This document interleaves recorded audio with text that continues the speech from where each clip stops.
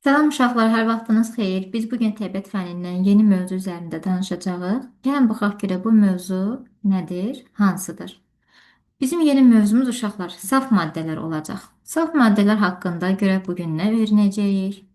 Hansı maddəyə saf deyirik? Gəlin baxaq. Element nədir, kimyəvi birləşmə nədir? Bunlar haqqında məlumata sahib olacağıq. Deməli uşaqlar, burada bir motivasiya hissəsi var ki, A, B, C, D modelləri verilibdir. Deyir ki, bu modellərdən hansılar saf modelə aid edəcəyik?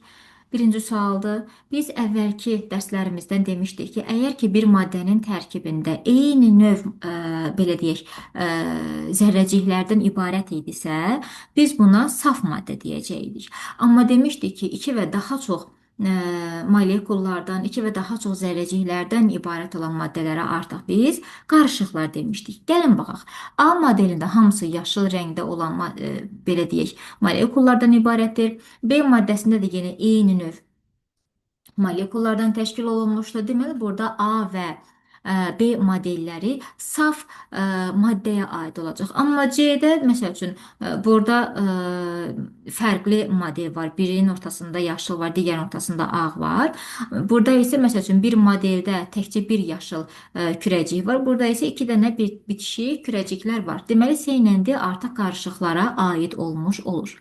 Daha sonra təbiətdə olan saf maddələrə hansını misal göstərə bilərsiniz? Uşaqlar, təbiətdə saf maddə deyəndə suyun özü təkcə suyun tərkibində su molekulu olduğuna görə biz buna saf deyəcəyik.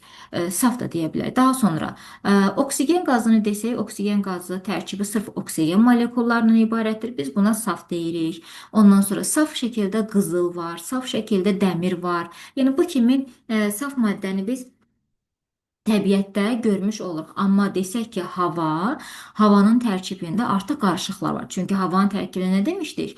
Həm karbon qazı var, həm azot qazı var, həmçinin nə bilim birazcık hələ çiskinli hava olsa su buxarında, onun içərisində su molekullarını da bu havanın içərisində görə bilirik.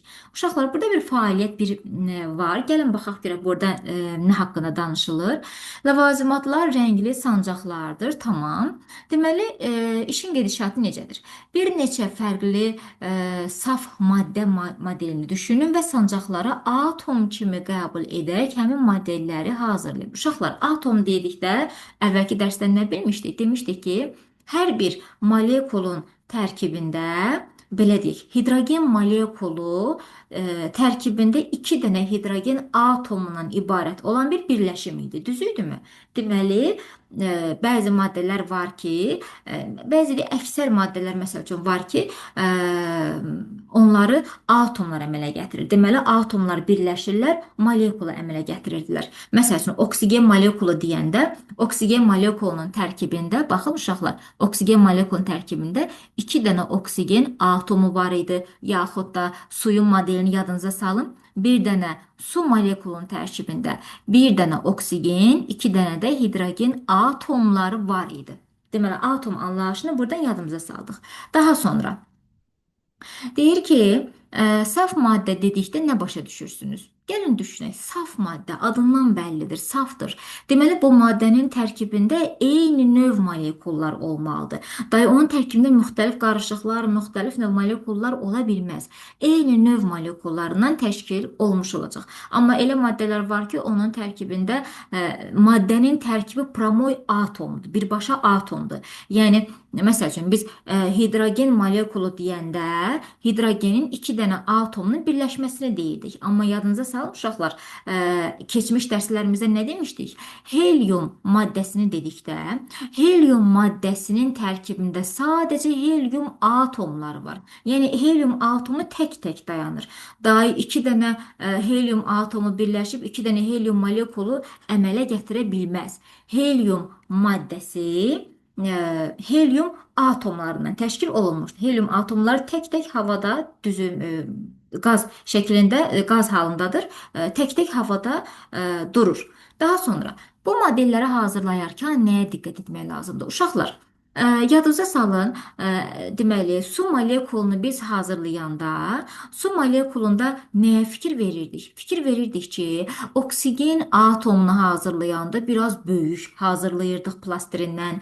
Hidrogen atomlarını hazırlayanda balaca, iki dənə xırda boz rəngdə hidrogen atomlarını hazırlayırdıq. Deməli, model hazırlayarkən biz hansı ki maddənin modelini hazırlayırıqsa, həmin maddəyə uyğun olan, onun xəssəsinə yaxın olan böyüklükdə biz onu hazırlamalıyıq. Yəni su molekulunu modelini hazırlayıramsa, mən burada oksigen atomunun plastindən daha böyük ölçüdə götürəcəm, hidrogenləri isə daha xırda ölçüdə götürmüş olacağım. Bax bu cür ölçülərə, ondan sonra say nisbətlərinə diqqətlə fikir vermək lazımdır modeli hazırlayarkən. Yəni bir dənə oksigen atomunun modelini götürürəmsə, iki dənə də hidrogen atomunun modelini hazırlamış olmalıyam əlimdə. Bax bunlara diqqət etmək lazımdır.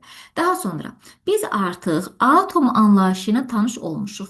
Tamam. İndi gəlin burada nə deyir? Deyir ki, eyni atomlardan təşkil olunan maddəyə artıq biz element deyəcəyik. Deməli, eyni atomlardan təşkil olunan maddə element adlanacaq. Məsələn, helium elementi helium atomlarının təşkil olunur. Baxın uşaqlar, helium elementi dedikdə, helium elementini bu tək-tək olan helium atomu əmələ gətirdi. Helium molekul vəziyyətində, birləşik vəziyyətdə olmur. O sırf atom vəziyyətində olur. Daha sonra yəni helium elementi helium atomu halında olur.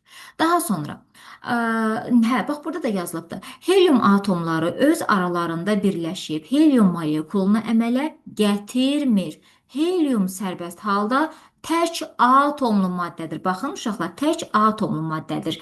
Helium qazı, helium elementi.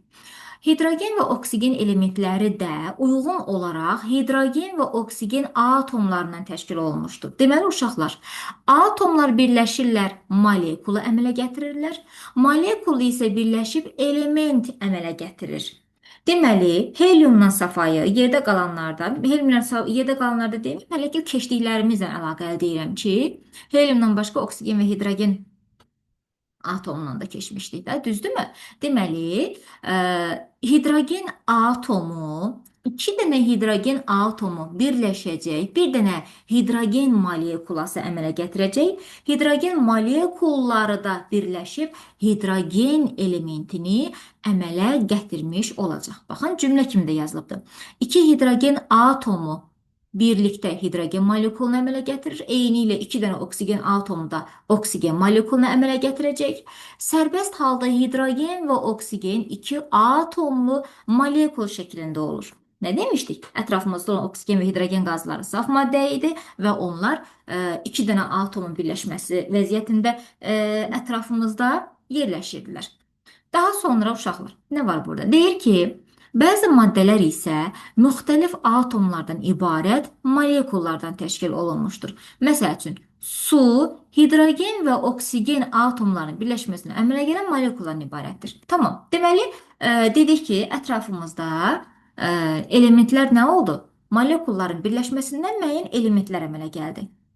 Daha sonra, bəzi maddələr də var ki, belə deyək, müxtəlif molekulların birləşməsindən ibarət oldu. Biz su haqqında danışdıq. Nə danışdıq? Dedik ki, bir dənə oksigen atomun yanında da iki dənə hidrogen atomunu gəlsək, bu ümumilikdə su molekulu olacaq. Deməli, bəzi maddələrin də tərkibini müxtəlif elementlər əmələ gətirə bilərdi. Yəni bir dənə element oksigen elementi var burada, iki dənə də element hidrogen elementləri burada var. Bu da belə. Daha sonra baxın burada nə var? Bilirsinizmi hissəsi var. Biz adi halda dedik ki, bir dənə oksigen, oksigen yazıram. Bir dənə oksigen deməli nədir? Ok yazıram ki, hələ ki balacasınız daha yaxşı başa düşəsiniz. Bir dənə oksigen bərabərdir atoma. Bir dənə oksigen atomudur. İki dənə oksigen atomu adı oldu molekul. Molekul. Və bizim ətrafımızda tənəffüs etdiyimiz, nəfəs aldığımız bu oksigen qazı deyirik ha. Bax onun yazılışı O2-dir. Yəni iki dənə oksigen atomlarının birləşməsindən əmələ gələn molekuladır. İndi 3 dənə oksigen, bax buradan görsəndiyi kimi 3 dənə oksigen atomunun birləşməsindən artıq oksigen qazı yox, ozon əmələ gəlir. Bax buna ozon molekulu deyirik. Bax bu ozon molekulu uşaqlar atmosferin ən yuxarı qatında olur. Ən yuxarı qatında. Və belə deyək, deməli, ozon qatının bizə faydası ondan ibarətdir ki, uşaqlar, günəşin həddindən artıq çox güclü olan, ondan sonra hətta xərçəng xəstəliyinə gətirib çıxarda bilən radioaktiv şüalanması var. Radioaktiv şüalanması var. Bax bu ozon molekulu, ozon təbəqəsi həmin o radioaktiv şüalanmanı tutub saxlayır. Özündən geriyə boşlayır. Geriyə verir. Yəni yer kürəsinə gəlib çata bilmir. Çatsa da az miqdarda çatır. Məsəl üçün, günəşin biz ultrabənövşəyi şüasından D vitamini istəyir, bədənimizdə D vitamini əmələ gəlir də. Amma belə deyək ki, günəşin o zərərli ultrabənövşəyi şüasına artıq ozon təbəqəsi özündən dəf eləyir. Yəni yer kürəmizi qoruyur. Yer səthinə çatmasının qarşısını alacaqdır. Həmçində azondan suyun tərkibindəki zərərli mikroorqanizmləri öldürmək üçün də istifadə edirlər. Hətta deməli TRT bəlgesəl kanalında belə bir veriliş var idi. Su savaşçıları idi, səhv etmirəmsə. Burada deməli iki türk hansı ki ölkədə, əsasən Afrika ölkələrində, imkanı zəif olan ölkələrdə gedirdilər və orada, yəni çirkli su ilə dolu olan, təmiz suyu olmayan, içmək üçün istifadə edilən su mənbəsi olmayan ölkələrə gedirdilər və orada quyuları qazaraq, hər hansı bir, nə bilim, çaydan bir qol çəkərək filan o formada su çəkirdilər. Hətta orada bir dənə bir hissə var idi ki, dağdan su gəlirdi, çox uzaq bir yerdən gəlirdi su, yəni o insanlara çata bilmirdi də həminki su. Və onlar həmin suya baxanda belə bir cümlə istifadə elədilər ki, hə, bu su çox yaxşı sudur, çünki günəş işığının təsirinə məruz qalır. Yəni günəş işığının təsirinə məruz qaldığına görə, belə deyək, suyun tərkibindəki mikroorqanizmlər də burada ölə bilirlər. Bax, onun kimi bir effekt verir. Yəni ozon da mikroorqanizmləri öldürmək üçün istifadə edirlər. Həmçinin belə deyək, cərrah otaqlarında da, səhv etmirəmsə, ozondan da istifadə edirlər ki, mikroorqanizmlər ölsünlər əməliyyat otaqlarında. Daha sonra, deməli uşaqlar, dedik ki, eyni növ atomlar birləşirlər, molekula əmələ gətirirlər. Molekullar da, gəlin burada yazaq, eyni növ atom birləşdi, molekula əmələ gətirdi. Molekul əmələ gətirdi. Molekullar da birləşdilər, bir element əmələ gətirdilər. Element. Hidrogen elementi, oksigen elementi nə demək oldu? Yəni hidrogen molekullarının çoxluğuna biz hidrogen elementi dedik. Yaxud da oksigen molekullarının çoxlu bir hissəsinə biz oksigen elementi demiş olduq. İndi uşaqlar, oksigen elementində də, ondan sonra digər elementlər, oksigen, hidrogen, başqa alüminium elementi olsun, fosfor, mis elementləri olsun. Bu elementlərin tərkibində eyni molekullar var. Eyni atomlar var. Eyni atomların birləşməsindən ibarət olan eyni molekullar var. Amma əksər maddələr də var ki, həmin maddələrin tərkibində eyni növ molekullar yox, yaxud da eyni növ atomlar yox, artıq müxtəlif növ atomlardan ibarətdirlər. Tamamilə müxtəlif növ. Məsəl üçün, bir dənə maddə götürmüşəm, həmin maddənin içərisində həm karbon elementi var, həm oksigen elementi var, həm hidrogen elementi var. Yəni, müxtəlif cür elementlər burada var. O zaman deyirik, müxtəlif atomlardan təşkil olunan maddə kimyəvi birləşmələr adlanır. Yaxud da biz bunu sadəcə birləşmə də deyəcək. Deməli, müxtəlif növ atomlardan təşkil olunan maddələrə biz kimyəvi birləşmə, yaxud da birləşmə dedik. Məsəl üçün, hidrogen molekulu adi vəziyyətdə hidrogen molekuludur, eyni növ atomlardan təşkil olunubdur, bir saf maddədir. Hidrogen elementi də deyə bilərik buna. Eyni növ atomdan ibarətdir. Eyni ilə oksigen molekulu. Oksigen molekulunun tərkibində buradan görsəndiyi kimi sadəcə oksigen atomları var. Başqa atom yoxdur. Amma deyək ki, hidrogen molekulu ilə oksigen molekulu birləşəndə artıq su molekulasını əmələ gətirdilər və su molekulasının tərkibində suyun bir molekulunun tərkibində bir dənə oksigen atomu, iki dənə də hidrogen atomu var. Deməli, bir dənə molekulun tərkibində tamam fərqli-fərqli atomlar oldu. O zaman biz bu su molekuluna artıq kimyəvi birləşmə yaxud da sadəcə birləşmə deyəcəyik. Ümid edirəm ki, başa düşdünüz.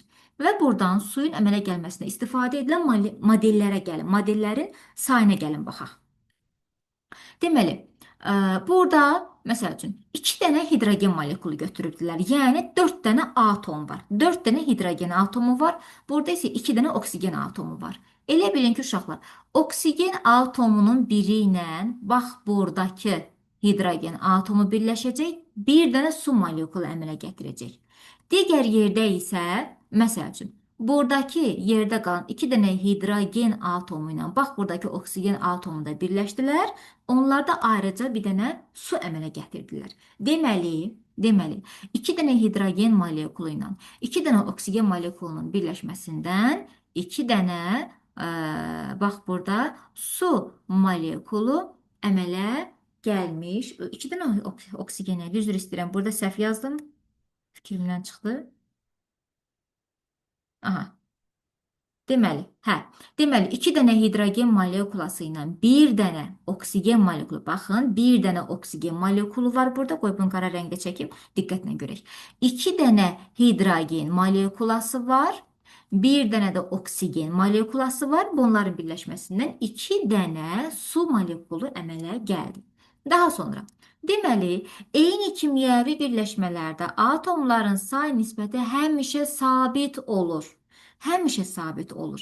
Məsələn, su molekulunda həmişə 2 dənə hidrogen, bir dənə də oksigen atomu olacaq. Deməli, suyun tərkibində eyni sayda, suyun tərkibində eyni növdə olan eyni su molekulları var və bu su molekullarının tərkibindəki atomların sayı heç vaxt dəyişməyəcək. Eyni sayda atomlar olmuş olacaq.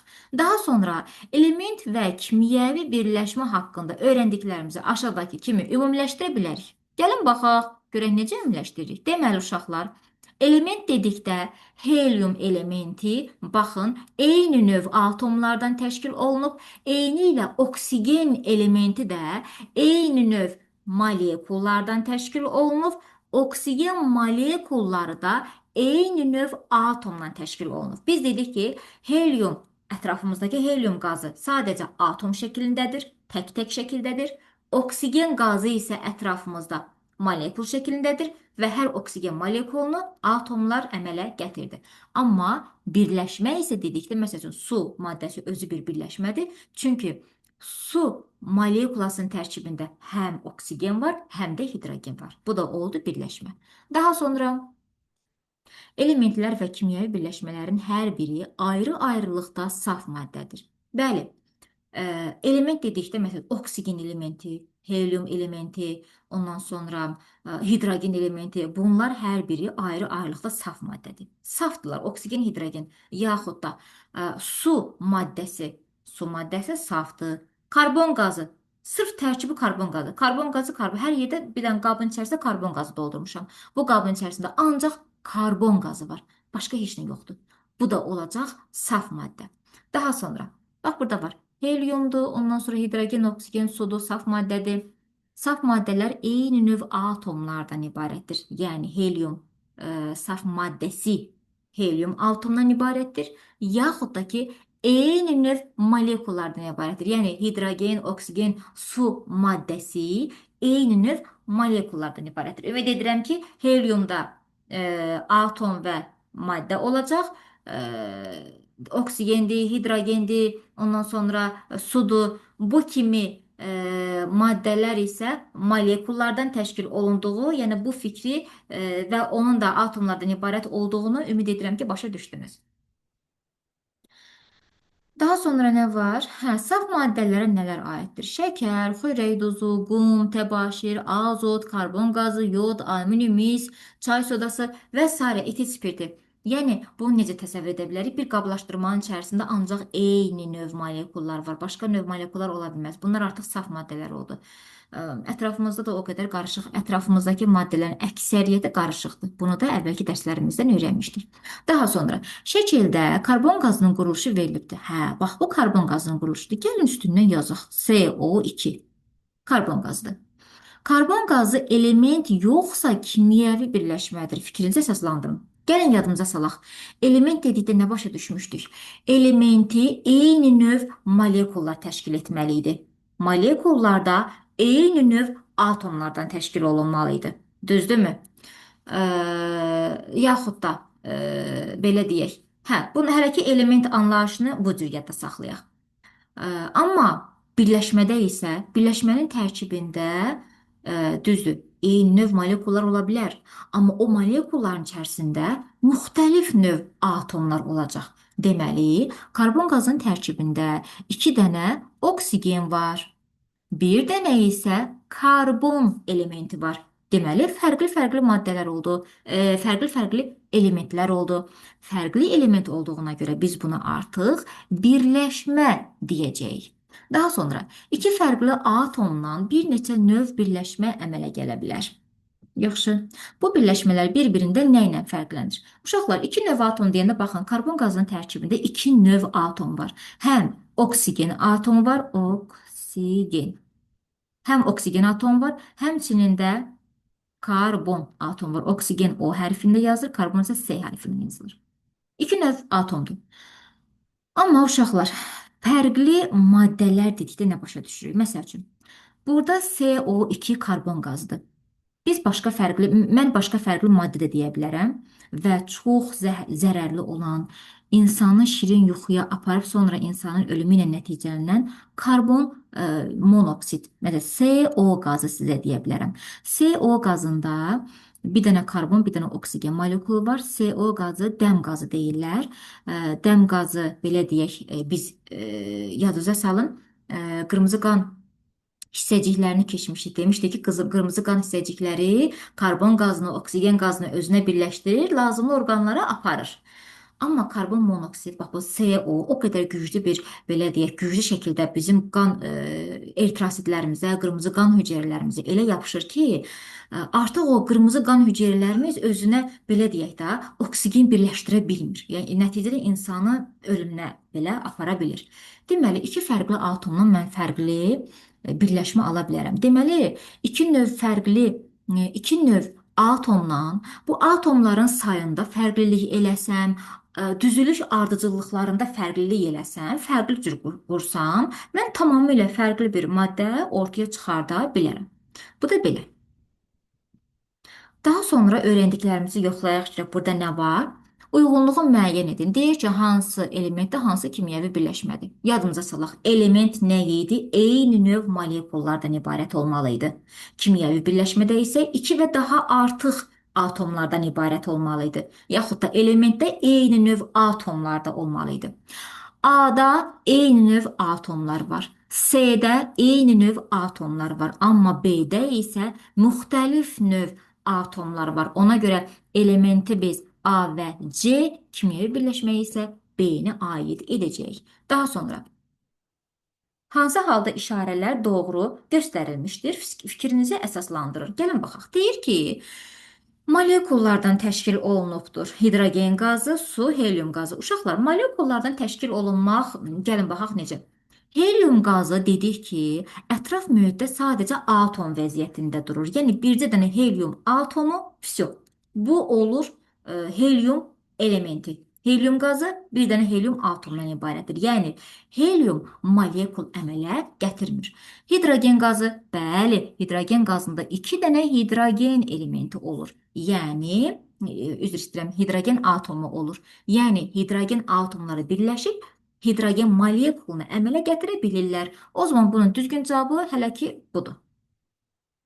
Elementdir. Hansı elementdir? Hidrogen qazı.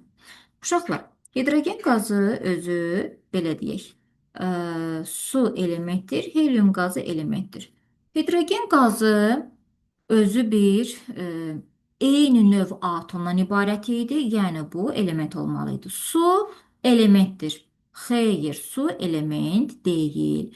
Su özü bir birləşmədir. Çünki suyun tərkibində bir dənə oksigen, iki dənə hidrogen var idi. Bax bu düzdür. Daha sonra helium qazı elementdir. Bəli, helium qazı bir dənə atomluydu, bir dənə də atom, bir çoxlu atomlar da yan-yana gələndə helium elementini əmələ gətirmiş olurdu. Kimyəvi birləşmədir. Görək ki, kimyəvi birləşmə nə idi? Müxtəlif növ atomlar idi. Hidrogen qazında eyni növ atomdur. Deməli, bu kimyəvi birləşmə ola bilməz. Helium qazında kimyəvi birləşmədir. Xeyr, kimyəvi birləşmə deyil, bu düzgündür. Çünki helium qazı helium atomdan ibarətdir. Suyun tərkibi kimyəvi birləşmədir. Bəli, çünki suyun tərkibində müxtəlif atomlar olduğuna görə bunu da biz kimyəvi birləşmə götürəcəyik. İfadələri Eyler-Venn diaqrama uyğun qruplaşdırın. Gəlin baxaq. Deyir ki, hansı elementdir, iki atomdan təşkil olunub birləşmədir. Element hansı olacaq? Baxaq. Hansı ki, eyni növ atomdan ibarətdirsə, bu element olacaq. Deməli, bu üçüncü A olacaq. Ondan sonra iki atomdan təşkil olunub. Bəli, bax buradakı maddənin də tərkibində 2 atom var. Buradakı maddənin də tərkibində 2 dənə atom var. Deməli, B-ni biz ortaya qoyacağıq. Amma deyir ki, birləşmədir. Birləşməyə sadəcə bax bu birinci uyğun olacaq. Çünki birləşmənin tərkibində dedik ki, müxtəlif növ atomlar olacaq və bu da birinciyə uyğundur. Buradan görsəndiyi kimi qırmızı və ağ rəngdə, boz rəngdə olan 2 dənə müxtəlif atomdur. Bunlar da birləşmə adlandı. Uşaqlar, bizim bu dərsimiz bu qədər.